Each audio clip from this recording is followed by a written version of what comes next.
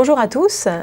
Il est né au Brésil, à Porto Alegre, et est arrivé en France à l'âge de 10 ans. Aujourd'hui député de Seine-et-Marne, il est ancien porte-parole du Parti socialiste et il est aussi capitaine de l'équipe de foot des députés. Bonjour Eduardo Ryan-Sibel. Bonjour. Alors demain, Manuel Valls va solliciter la confiance des députés à l'Assemblée nationale. Est-ce que vous êtes confiant sur l'issue du vote, vous qui avez souvent appelé au rassemblement de la majorité? Je suis confiant sur la confiance, mais je crains toujours les accidents de la route. C'est-à-dire, vous savez, ces situations où on sait qu'on va avoir la majorité, mais pour le coup, cela peut créer un certain nombre de dispersions parce qu'on ne voit pas le danger venir. Donc je suis confiant, je pense que nous aurons la majorité, comme nous l'avons toujours eu, mais je dis attention aux accidents de la route, ils sont toujours possibles, c'est-à-dire avoir des résultats qu'on ne souhaitait pas, et donc c'est pour ça que je demande à chacun d'être tout simplement en cohérence dans la confiance avec le gouvernement de Manuel Valls. Comment les prévenir, ces accidents de la route? En étant sérieux, en accordant sa confiance au gouvernement. C'est vrai que c'est difficile de comprendre qu'un socialiste dise a priori « je ne fais pas confiance à un gouvernement socialiste ». On peut être en désaccord sur un certain nombre de textes, vouloir les amender, les changer, comme ça a été le cas depuis 2 ans, mais refuser d'emblée d'accorder une confiance, c'est une rupture qui serait, à mon avis, incompréhensible pour les Français. C'est le genre de choses que nous faisons dans les instances internes du Parti socialiste, au sein du Bureau national, au sein du Conseil national. Mais pour un vote important comme la confiance, je pense que c'est incompréhensible, surtout pour les Français. D'accord. Mais vous avez dit, je crois, il y a un chemin entre les deux, entre en gros être frondeur et être bon soldat, qui permet d'être critique sans être déloyal. Tout à fait. Alors qu'est-ce qui justifierait d'être critiqué aujourd'hui? Mais parce que je pense que les parlementaires sont légitimes à faire des propositions.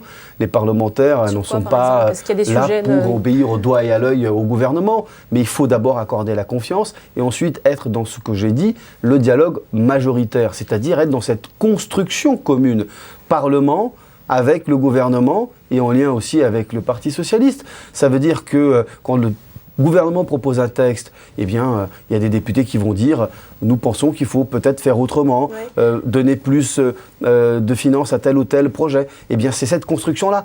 Nous avons fait des va-et-vient sur plusieurs sujets. Je pense à la loi bancaire, je pense aussi sur le texte sur les retraites ou sur le projet de loi de finances pour l'année 2014 ou l'année 2015. Il y a eu ces va-et-vient, ils ont été positifs. Nous avons obtenu notamment des baisses d'impôts pour un certain nombre de familles modestes.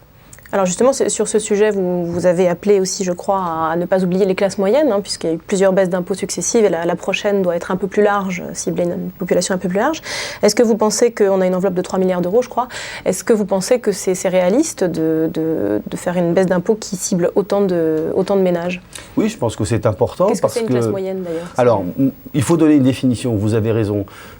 J'entends par classe moyenne et je me fonde sur un certain nombre de statisticiens, d'économistes, les Français, les individus, les personnes, pas les ménages, qui gagnent entre 1 200 € et 1 500 €. Je pense que, et 2 500 €, pardon. Entre 1 400 et 2 500. Là, on est vraiment au cœur des classes moyennes. Parfois, justement, ce sont ces familles qui contribuent beaucoup, qui n'ont pas beaucoup d'avantages, qui travaillent, qui ne sont pas pauvres, mais qui doivent faire attention quand même à la fin du mois sur leur budget. Je pense qu'on a trop maintenant monté la pression fiscale sur les classes moyennes et que maintenant on ne peut plus aller plus loin. J'espère donc que cette année, nous allons faire ce que nous avons dit et j'y serai tout à fait vigilant. Et puis je pense qu'ensuite, nous devons penser davantage aux classes moyennes, à ces Français justement qui ne sont pas suffisamment pauvres ou modestes pour ne pas payer d'impôts et qui ne sont pas suffisamment précaires parce qu'ils ont un travail, mais qui ont un quotidien difficile, qui doivent compter les euros à la fin du mois parce qu'ils ont le crédit de la maison, le crédit de la voiture, on a les enfants, on a voilà une vie où la pression elle est importante et où la pression fiscale aussi a été trop importante ces dernières années. Je pense qu'il faut dire donc stop à l'augmentation des impôts et à la pression fiscale pour les classes moyennes dans les années à venir. Alors justement, vous êtes spécialiste des questions liées à l'énergie, vous avez été spécialiste, je crois, des questions liées à l'énergie au Parti socialiste. Le gouvernement s'apprête à annoncer une nouvelle hausse de la fiscalité sur le diesel. Est-ce que c'est défendable dans un contexte où on dit que justement on ne veut plus faire de hausse d'impôts? Comment expliquer ça aux Français? Alors moi, je serai attentif à cette hausse parce que je sais qu'elle concerne énormément de nos concitoyens qui sont aujourd'hui avec des voitures diesel.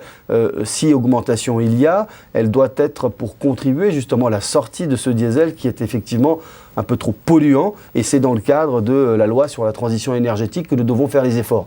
Mais il faut qu'elle soit très modérée, cette hausse, et puis parce qu'encore une fois, ce sont beaucoup de Français de la classe moyenne qui utilisent leur voiture. On ne peut pas être uniquement dans la stratégie de la punition, donc je serai attentif à ce que ces hausses ne viennent pas frapper de manière brutale le portefeuille de Français qui aujourd'hui est déjà très lourdement frappé par la pression fiscale. D'accord. Alors, autre grand rendez-vous de la semaine, François Hollande jeudi tiendra sa 4e conférence de presse. Qu'est-ce que vous en attendez? Est-ce que vous pensez qu'il doit aller plus loin justement dans la politique économique qu'il a engagée, faire plus de réformes, réduire davantage les déficits, ou au contraire s'ajuster, entendre ce que le dit une partie de la majorité? Nous sommes dans un moment où les Français ne comprennent pas très bien la politique que nous menons. Ça ne date pas d'aujourd'hui, c'est vrai que ça fait depuis 2 ans que les Français ont du mal à saisir le sens de la politique. Et je pense que si cette difficulté existe, c'est parce que nous-mêmes nous brouillons le message par nos débats sempiternels entre nous, au sein de la gauche, au sein du Parti socialiste, dans l'hémicycle. Je pense qu'il est temps que la gauche et le Parti socialiste s'adressent davantage aux Français. Donc qu'est-ce que j'attends du président de la République lors de sa conférence de presse? Simplement de la force, de la détermination sur le sens de sa politique, qu'il explique à nouveau le sens et qu'il soit surtout dans un dialogue direct avec les Français, même s'il est en conférence de presse. Qu'il aille plus loin ou qu'il explique plus simplement, ou bien qu'il aille vers davantage de réformes, ou qu'il accentue finalement, qu'il confirme sa politique comme il l'a fait à plusieurs reprises ces derniers mois?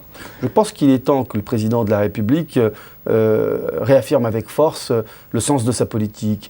Je pense qu'il doit continuer sur son cap qui est à la fois la modernisation de l'appareil productif français, parce qu'il n'est pas compétitif, et en même temps la réduction des déficits. Les entreprises, baisse de charges pour les entreprises. Oui, c'est par le pacte de responsabilité que ça s'est traduit, et avant par le crédit d'impôt compétitivité emploi.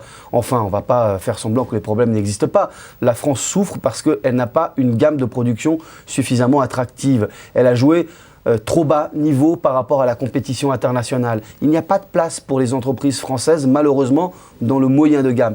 Pour tirer vers le haut, il faut donner des capacités d'investissement aux entreprises, et en même temps, on ne peut pas ignorer la dette qui est très importante, tout en évitant de casser la croissance, c'est-à-dire de ne pas être dans le fétichisme des 3%. Une confirmation de cette Je pense qu'il faut qu'il confirme et qu'il nous dise maintenant quelles sont les prochaines étapes de son action. J'attends aussi qu'il nous dise, par exemple, quelles sont les actions, les initiatives qu'il va prendre en Europe pour changer la donne, pour avoir enfin une politique de croissance et non pas des politiques d'austérité à l'échelle européenne. Je crois que le président a réussi à faire bouger des lignes. J'espère qu'il donnera de la force. Et je veux aussi qu'il se défende. Qu'il se défende aussi de ces attaques absolument ignobles dont il est victime par une grande part aujourd'hui du débat public. Je pense qu'il est temps que le président de la République se défende. J'attends de François Hollande qu'il soit tout simplement force tranquille. Une question juste, vous parliez d'austérité. On a le budget de la défense fait l'objet de coupes depuis plusieurs années. Ça suscite à chaque fois beaucoup de débats. Est-ce que vous pensez qu'on est allé trop loin au moment justement où on s'apprête à intervenir en Irak? Nous avons sauvé le budget de la défense. Oui. Et en fait, nous avons sauvé la défense nationale, notre outil de défense auquel nous avons gardé sa cohérence. J'ai fait partie du livre blanc sur la défense et la sécurité nationale à la fin de l'année 2012, où nous avons déterminé la stratégie en matière de défense, en matière militaire pour la France pour les 10, 15, 20 ans. Ça s'est traduit dans la loi de programmation militaire qui a sanctuarisé le budget de la défense à 31,4 milliards d'euros par an, précisément pour ne pas casser les programmes en cours, pour ne pas casser l'industrie de la défense qui procure énormément d'emplois, qui est innovante. À chaque budget. Enfin, le sujet se repose à chaque fois. Est-ce qu'on la sanctuarise ou pas? Ça, c'est quelques velléités qui viennent peut-être d'autres ministères que celui de la Défense. Et je vous fais cette confidence. En effet, c'est un débat perpétuel. Oui. Tous les ans, il vient. Mais je peux le dire aussi à celles et ceux qui voudraient trouver des marges de manœuvre, je ne cite pas de nom, dans le budget de la Défense. Eh bien, faites confiance à la parole du président de la République et du ministre de la Défense. On ne touchera pas au budget de la défense. Je sais que ce débat viendra de manière permanente, mais le président a pris des engagements, ce budget sanctuarisé, à la fois pour assurer notre sécurité et à la fois aussi pour préserver des industries avec des milliers et des centaines de milliers d'emplois et qui permettent aussi de préparer l'innovation de demain. Je pense par exemple, oui, elle a les moyens de ses interventions parce que nous les avons réfléchi. Vous avez remarqué que nous n'intervenons pas partout.